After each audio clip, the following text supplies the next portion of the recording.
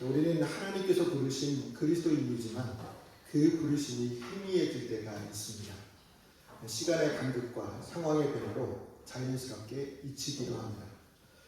포로에서 귀환한 유다 백성에게 성전 건축이 하나님께서 자신들을 불러주셨다는 하나의 증거였습니다.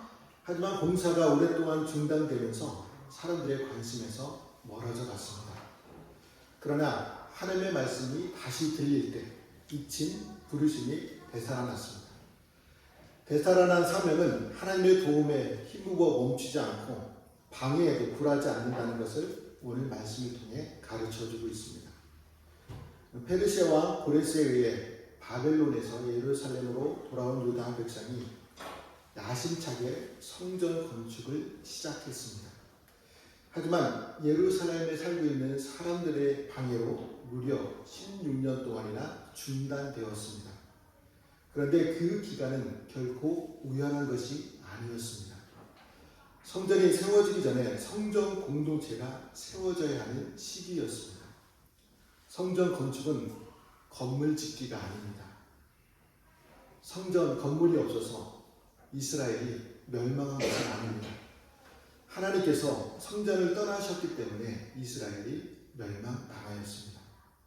이제 건물을 세워 올리는 과정은 믿음을 세우는 과정이 되어야 합니다. 그래서 하나님께서 시련이라는 광야를 허락하셨습니다. 이 광야 기간에 유다 백성의 믿음을 요구하셨습니다. 그러나 유다 백성은 예루살렘 사람들의 회방으로 낙심하여 성전 재건을 중단한 채 안일한 삶을 살고 있었습니다. 그때 하나님의 이름으로 예언하며 성전 재건을 독려한 사람들이 스가랴, 학개와 스가랴였습니다. 먼저 스가랴 선지자가 일어나 성전이 아직도 폐허로 남아있는데 너희가 그렇게 멋진 집에서 사는 것이 옳으냐라고 꾸짖었습니다. 그리고 산에 올라가 나무를 가져다가 성전을 지어라. 그러면 내가 그 성전으로 인해 기뻐하고 영광을 받겠다라고 하나님의 말씀을 전하였습니다. 스가랴 선지자도 하나님께서 이스라엘을 반드시 회복하실 것이라고 격려했습니다. 두 선지자의 말을 들여다보면 중단의 시작은 방해이었지만 중단의 지속은 이스라엘의 불신앙 때문임을 알 수 있습니다. 중단 의지는 방해하는 자들보다 유다 백성에게 더 강했습니다. 자신들은 할 수 없다고 생각했고 세워진다 해도 별 볼 일 없을 것이라고 생각했고 심지어 성전보다 자기 집을 짓는데 더 여념이 없었습니다. 그러니까 자신들이 할 수 없으면 하나님도 할 수 없는 것처럼 만들었습니다. 심지어 하나님이 허락하지 않으시는 것으로 정당화했습니다. 이때 필요한 것이 선지자 영성을 가지고 시대 정신을 격화하는 지도자였습니다. 그래서 학개와 스가랴 선지자가 나서서 성전 건축을 다시 시작하라고 메시지를 전하였습니다.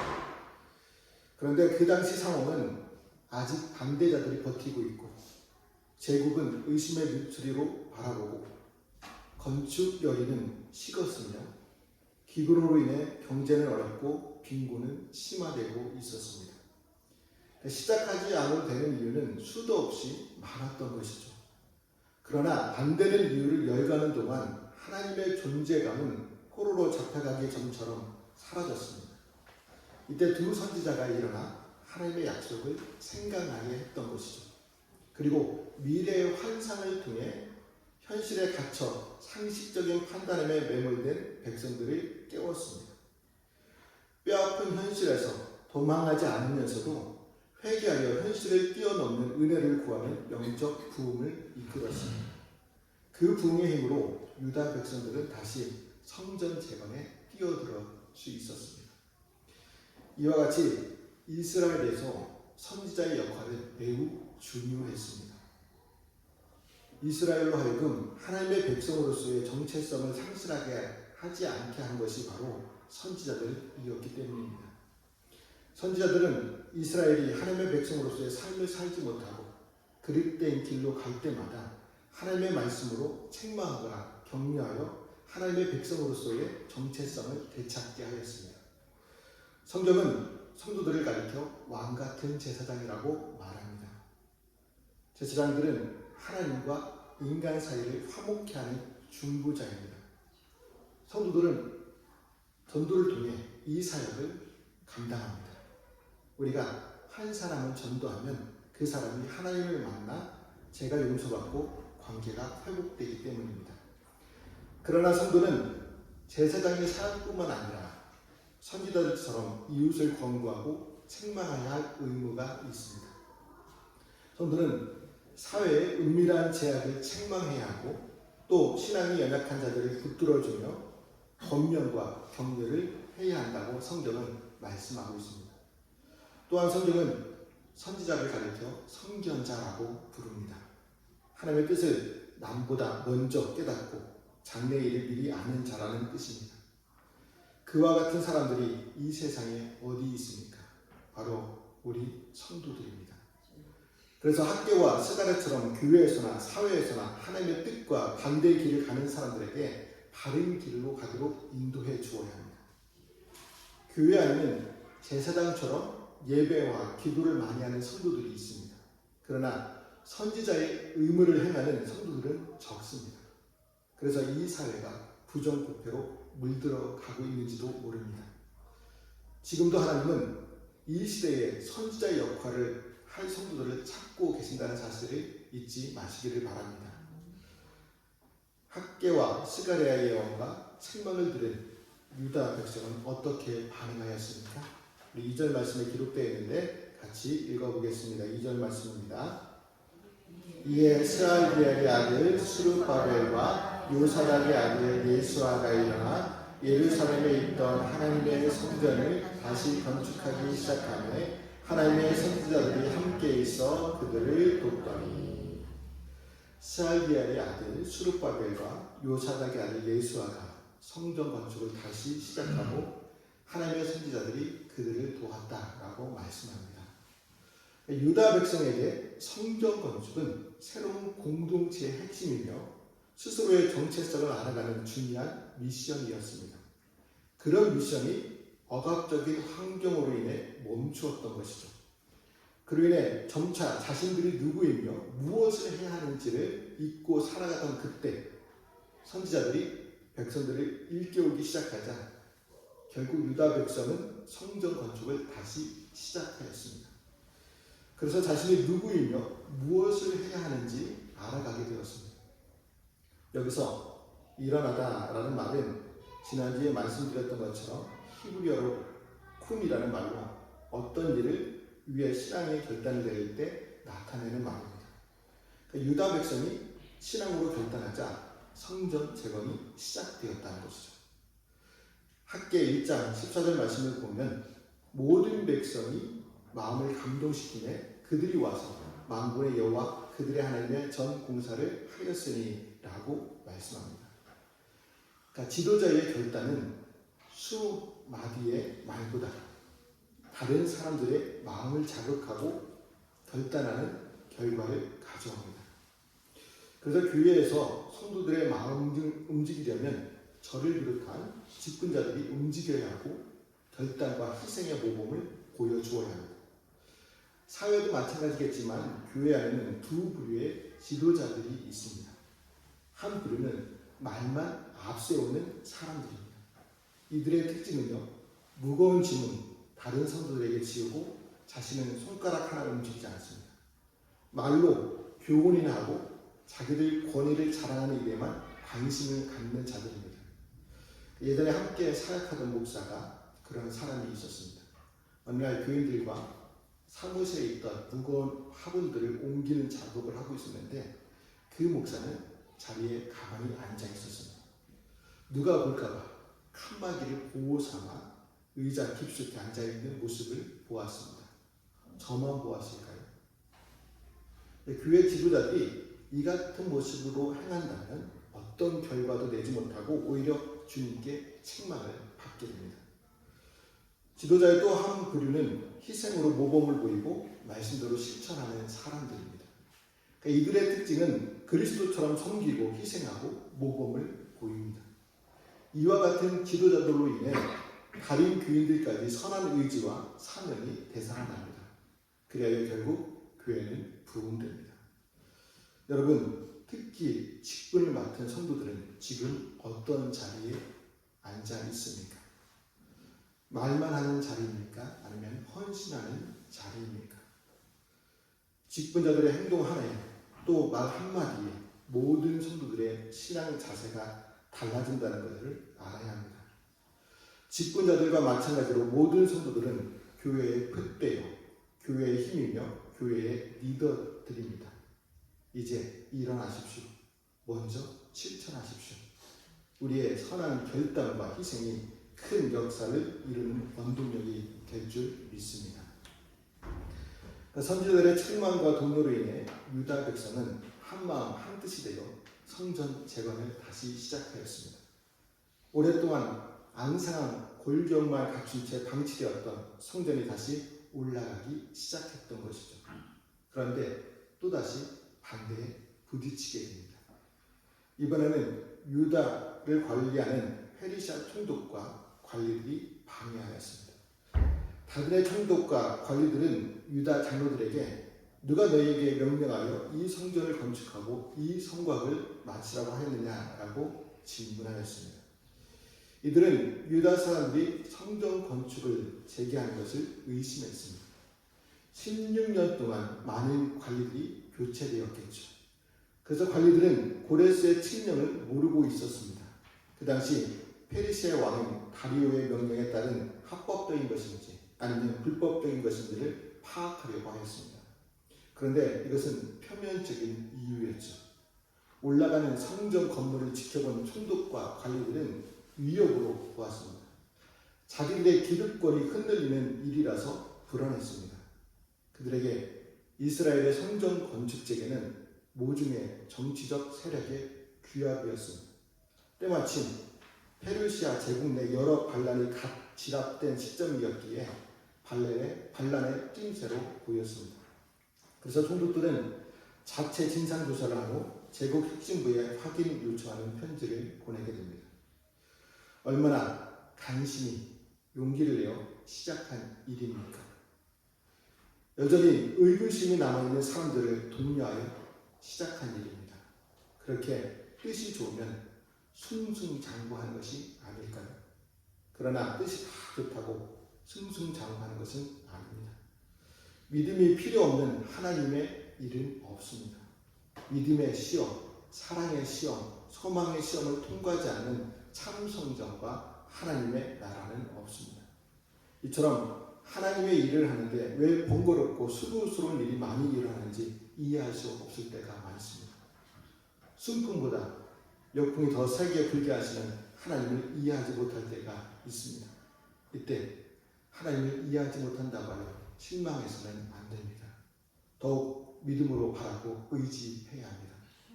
그리고 지혜롭게 말과 행동을 해야 합니다. 총독 바드네의 질문에 유다 장로들의 답변은 매우 중요했습니다. 왜냐하면 답변의 내용에 따라 공사가 진척될 수도 있고 반대로 금지되고 처벌을 받을 수 있었기 때문입니다. 유다 장로들은 성전 건축을 지휘한 사람들의 이름과 자신들이 성전 건축을 하게 된 경위를 아주 소상하게 밝히고 있습니다. 예루살렘 성전이 이미 건축되었으며 바벨론 왕 느부갓네살에 의해 파괴된 것을 페르시아 왕 고레스의 칙령에 따라 다시 건축하는 것이라고 대답하였습니다. 유다 장로들의 답변은 지혜로웠습니다. 만일 유다 장로들이 성전 건축을 지시한 사람의 이름만 말하고 경위를 말하지 않았다면 다드네는 성전 건축을 중단시켰을지도 모릅니다. 그러나 다드네는 유다 장로들의 답변을 듣고는 공사를 중단시키지 않는 상태에서 다리오 왕에게 고레스의 칙령 사실 여부를 묻는 편지만을 보내게 됩니다. 5절 말씀을 보면 하나님이 유다 장로들을 돌보셨으므로 다드네와 그 동료들이 공사를 중단시키지 못하였다라고 말씀합니다. 그러니까 이런 표현은 마치 유다 장로들의 연약한 존재인 것처럼 느끼게 합니다. 그런데 히브리어 성경은 하나님의 눈이 유다 자녀들을 위해 있었다라고 표현하고 있습니다. 매우 단순하면서도 재미있는 표현인데요.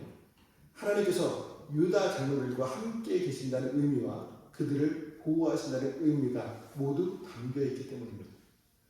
연약한 이들을 돌보시는 하나님보다 싸워 이기려는 이들에게 힘을 주고 함께 하시는 하나님의 모습이 더 느껴지게 됩니다. 그로 인해 하나님께서 유다 자녀들에게 용기와 의지와 능력을 더하여 주셨습니다.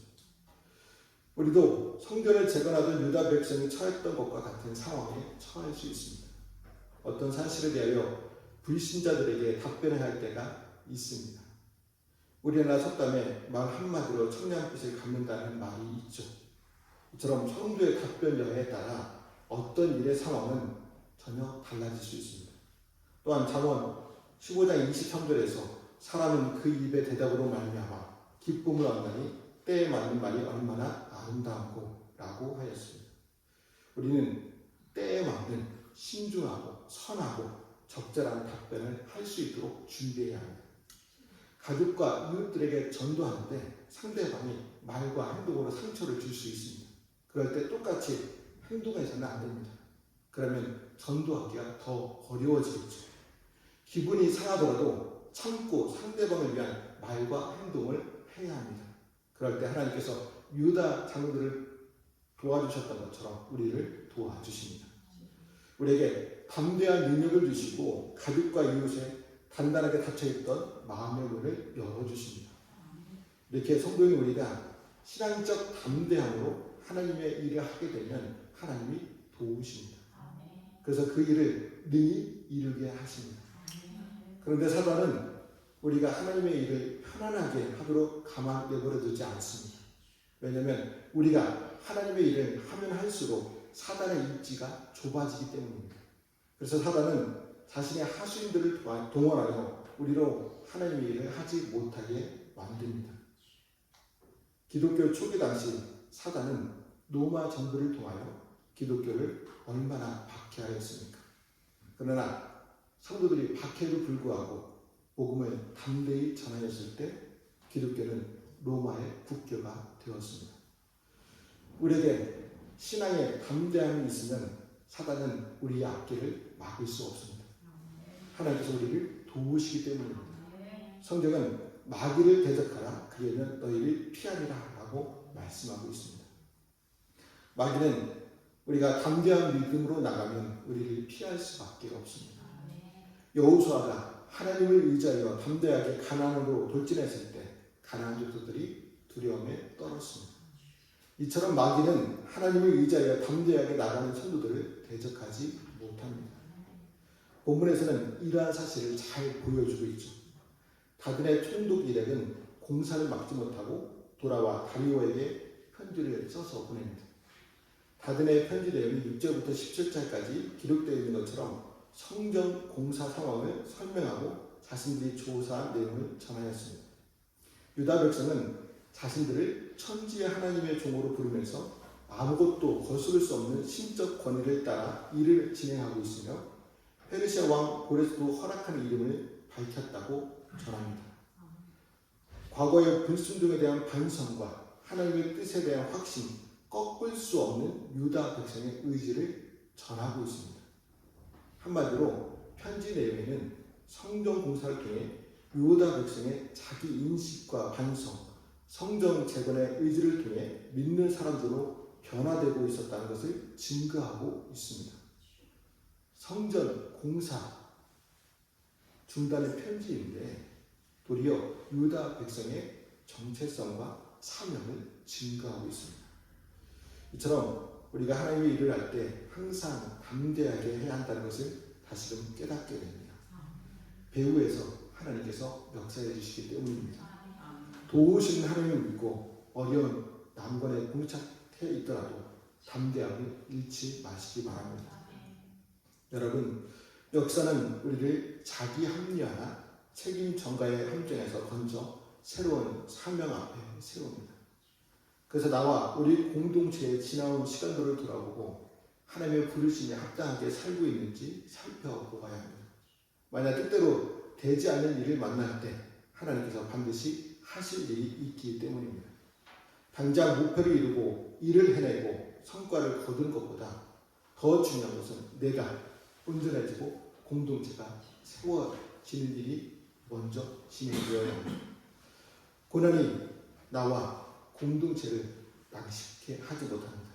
오히려 우리의 신앙을 더 단단하고 굳세게 만들어줍니다. 왜냐하면 우리는 하나님께서 불러주시고 하나님께서 인도해 주신다는 사실을 믿기 때문입니다. 그러므로 우리에게 하나님의 말씀이 선포될 때 멈추고 있던 사명을 다시금 감당하여 하나님의 도우심과 역사를 경험하는 저와 성도들의 삶이 되시기를 주님의 이름으로 말씀을 드립니다. 기도하시겠습니다.